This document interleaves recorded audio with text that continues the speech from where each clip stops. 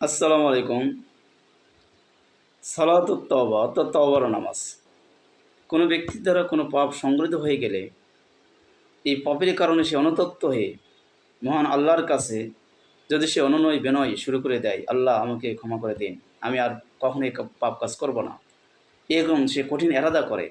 আর এরাদাপূর্বক মহান আল্লাহর কাছে সে ২ রাকাত নামাজ আদায় করে আল্লাহর কাছে যদি ক্ষমা চায় যে, আল্লাহ আমি জীবনে আর এই পাপ কাজ করব না। আমাকে আপনি ক্ষমা করে দিন। অবশ্যই আমার আল্লাহ তাআলা তাকে অবশ্যই মাফ করে দেবেন। আর এই নামাজ পড়ার পূর্বে তাকে গোসল করে নেওয়া হয় মুস্তাহাব। গোসল করে নেওয়াটা তার পক্ষে ভালো উত্তম। যেহেতু আমরা অনেকেই পাপ কাজ করে থাকি। আমরা অনেক দুর্বল মানুষ। আমরা পাপ কাজ করতেই পারি।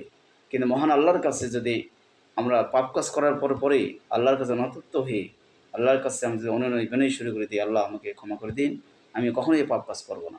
তাহলে অবশ্যই আমার আল্লাহ তাআলা দয়া পরবশ হয়ে তাকে অবশ্যই মাফ করে দিবেন। এজন্য আমরা সালাতুত তাওবা নামাজ বেশি আদায় করব ইনশাআল্লাহ। আর আমাদের থেকে যখনই কোনো পাপ হবে তখন আমরা এই নামাজ আদায় করে নেব ইনশাআল্লাহ। আল্লাহ তাআলা আমাদের উপর অবশ্যই